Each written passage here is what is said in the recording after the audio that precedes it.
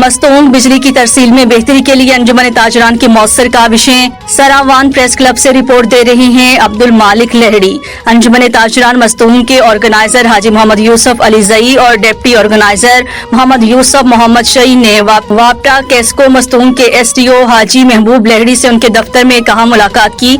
इस मुलाकात का मकसद शहर के मरकजी बाजार में बिजली की बारहा ट्रिपिंग और गैर एलानिया लोड शेडिंग के मसले पर संजीदा गुफ्तगू करना था। खसूसन ईद की खरीदारी सीजन के दौरान दर्जी बरदारी और दीगर कारोबारी तबके को दरपेश मुश्किलात पर तशवीश का इजहार किया गया।